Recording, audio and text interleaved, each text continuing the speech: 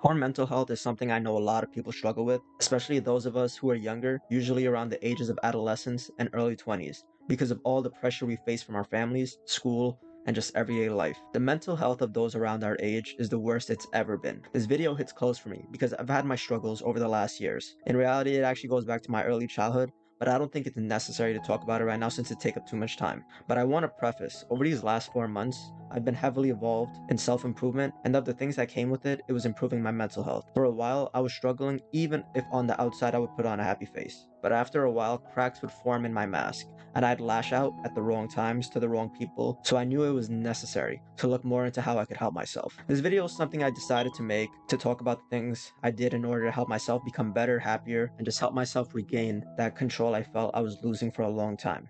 Making myself feel like not a bad person, but someone who I wasn't proud to wake up every day, look in the mirror, and just know what was hiding in my head. This leads me to how I focused on improving my mental health these last few months and have succeeded heavily. The number one thing I did was cut out social media and uninstalled Instagram and TikTok. I didn't even like TikTok in the first place. I tried it out, but it just wasn't for me. For me, this was a switch without diving into deep what flipped this switch. I'll just summarize my major thoughts. I realized how brain dead an activity it is, just being on your phone, opening an app, and just scrolling mindlessly. Before you know it, if you look at the time thinking 10 minutes have passed, in reality, it was 30 minutes or even an hour. Social media really just promotes being brain dead and having a short attention span. It's no wonder society is how it currently is. Now, I'm not saying you can't talk to people on social media, but my advice to a lot of people is to get people's number instead, or talk to them in person, instead of communicating over a second or third party app, which is literally created to grab a hold of your attention and just keep you using their app. Now, I didn't quit YouTube. I just don't look at it as social media, as well as the fact it does provide a lot of informative content. If you seek it out instead of watching stupid shit that gives you no intellectual stimulation. To also put into perspective, this means to avoid using YouTube Shorts, just because it is the same system that Instagram and TikTok and all these short form formats follow. It's designed to keep you using their app and just keep scrolling. So that's another thing that I would just suggest you guys avoid. A lot of people now are just addicted to social media, or rather, they're addicted to their phones. They're addicted to the things that don't even matter. Tell me, what is so important on social media that you spend multiple hours a day using it? Then you complain that you have no time to do other things. I know a lot of people that do this, and I ask them why they don't do the things that'll improve their life, like reading, exercise, cooking, and then their answer is they don't have time. But you have 2 to 3 hours a day to spend on Instagram and scrolling on TikTok. When I'd be at school, I'd see some of my classmates who are stressed out and they were on their phones. I wouldn't do this on purpose, but I'd often see them scrolling on social media, and I think to myself, wow, this person just said that they were stressed out because they have so much shit to do, but here they are, wasting time. Social media is just one of those gateways to just feeling worse about yourself. You see the parts of people's lives that they want to show you. It makes it look like they're living the life that you want to live, but in reality, it's such a small part of their day, or if anything, it was filmed a few months ago, and now they're posting it. The rest of their life probably even isn't that fantastic. But it's funny how so many people that are using this app, their perception of how things should be is so fucked up. Remember, this shit isn't real life, so why are you treating it like it is? Now, I'm gonna say this, yes, social media can be useful to build businesses or make money, but I guarantee 99% of the people in this world aren't using it for that reason. These people aren't successful, they're just consumers. They have fallen victim to addiction, and they can't even admit it to themselves that they're addicted. When you quit social media, you wanna know another perk? Your screen time just goes down. Mine went down by almost 30%, and shit, it used to be around, like, I don't even know, like 5, 6 hours a day, and now it's barely 3.5. And the only reason that it even is that high for now is because I use my phone as a timer when I'm in the gym for like 2-ish or so hours. So how much of that time is just spent just clicking the timer on my phone and then just using it for music, or things like reading on Kindle, or using it for Audible, things like that. It just contributes to my time. In reality, bro, that shit should be less than 2 hours, but hey, that doesn't matter. I'm not trying to brag about it or anything, but we spend way too much time on our phones, and that's just an example of it. So do me a favor, stop being that guy who, when they're out, they can't talk to other people. So what they do instead, they look like these awkward people. They just hold their phone to their chest, or they take it out of their pocket when nobody's talking to them, or they're out in public and then they don't want to talk to other people because they're so bad at it. We've gotten so used to just opening up one of our apps and then we're just scrolling and then we text somebody else instead of going up to people in real life. And you know what the funniest part is? You might see people that you know on the app. You text them just fine on the app, but then you see them in real life and you can't even do that. You can't walk up to them and talk to them like that. I see this shit so fucking often and it's hilarious. It's just crazy though. It's crazy. You have no issue communicating over an app, but you can't communicate with somebody face to face. Stop being that guy. You look stupid. Learn how to talk to people. I guarantee this is going to change your life. Secondly, I started doing two things: meditation and journaling.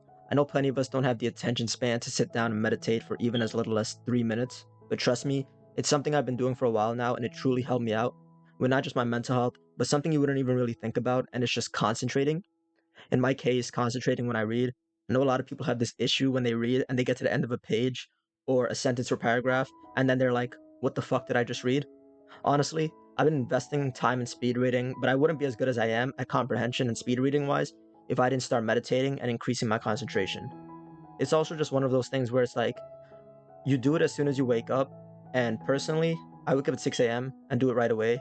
And it's extremely efficient because it's quiet. So no one is shitting on my concentration, or rather, I'd say my ability to try and not think about anything.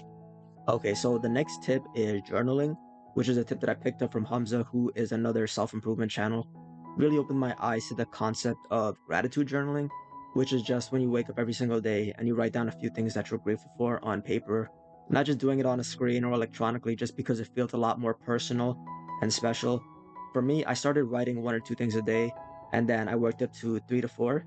It really just helps add to your happiness and it makes you more grateful for being alive, especially because it makes you truly think about those small things that you should be happy about, but you wouldn't normally give a second thought. It's just one of those things where when you open your eyes and then you think about those things that are part of your life that you take for granted, it just helps you out a lot more. And I just personally just, I think I've become a lot more of a grateful person for everything that I have. So the way that I personally do it is I bought a journal and at the top of the page, I usually write the date and then I write, I'm grateful, and then I like to put what I'm grateful for in bullets, but you can write it however you like, whether it be in paragraph form or however.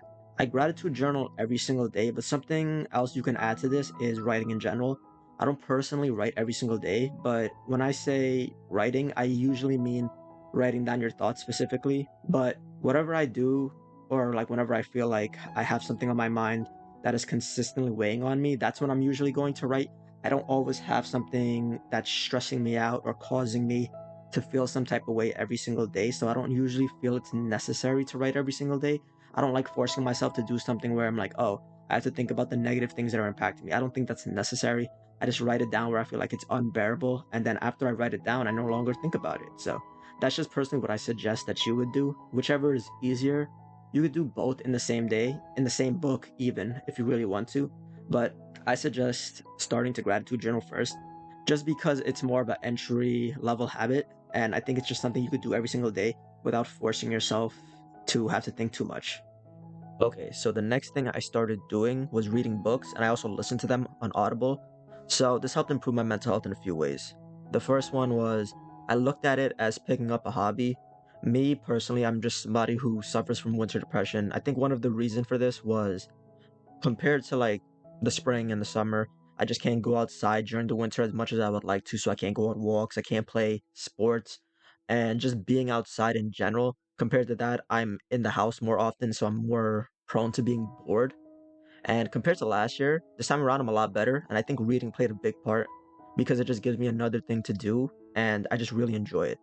The second reason why reading helped me was it just helped me be more productive. So I no longer felt as if I was wasting time, which somewhat turned into an anxiety for me. I'm just the type of person who, when I feel like I'm wasting time, I just start to feel bad knowing that time is precious. But with reading, it just adds to my life. So it's not really a waste compared to doing things like browsing on YouTube or Netflix or just doing something meaningless. So that's another one of my reasons.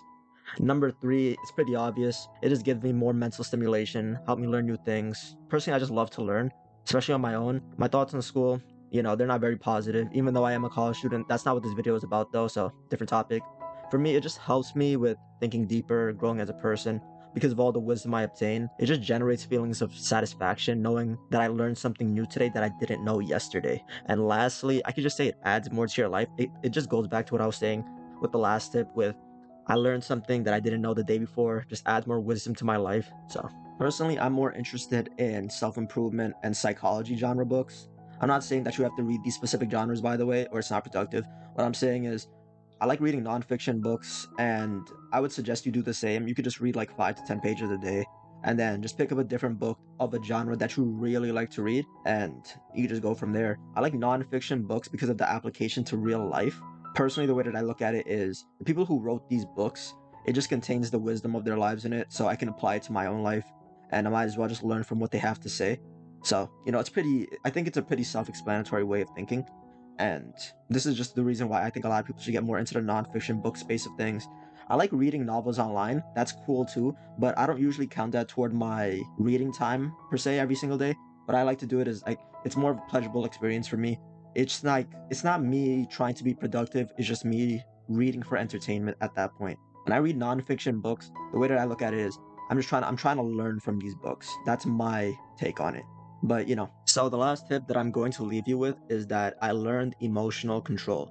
Now, I'm not a very overly emotional person in the first place, but I am the type to keep my shit to myself. I would usually never act out in front of others, but what I would do is when I'm by myself, some of my emotions, they would definitely eat away at me. The one thing I learned was just to separate myself from these thoughts. One of these books that I've read called Master Your Emotions, it talks about how your emotions aren't you, but we have an issue of consistently making them feel like they are. Like they're just taking control of us. And instead of just witnessing them and not giving them any attention, we mistake them for part of our personality. When they aren't, they're just temporary. But because we act on them so regularly, we make this mistake. Now, I'm not going to dive too deep into the book. If you want to read it, you can check it out yourself. But it makes a good point that we're often overly emotional because it's like a muscle or a habit that the more we do it, the more familiar we become with that way of expressing ourselves. If you learn to witness your emotions with more detachment and control yourself, this muscle feeling like you're more in control will just get stronger. So, this isn't me saying that after you learn emotional control, you'll no longer be sad and experience quote unquote negative emotions. This is just a part of life, and you have to accept the reality of things. That throughout your life, you're going to feel a lot of different things, but you're the one in control of how you respond, even if it doesn't seem like that right now. Now, this is more of a side tip that comes with emotional control, and that's just to stop worrying about things you can no longer control or things that have already happened. You can't change what's already happened, and you can't do anything about the things that you can't control. So why are you worrying about them? I know it's easier said than done, but I know a lot of people, they overthink about the things that they wish they can change instead of learning from them. You've made the mistake already. The event already happened.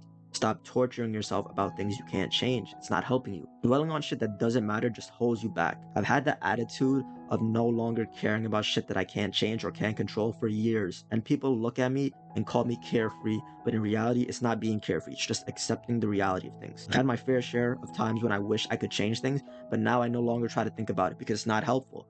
And I understand that. So I try to witness these things where I feel like whenever I feel that emotion of feeling like I wish I could change something, I try to detach myself from it. Why am I thinking about this? It's just one of those times where my mind is just trying to play a trick on me, and I shouldn't act on it.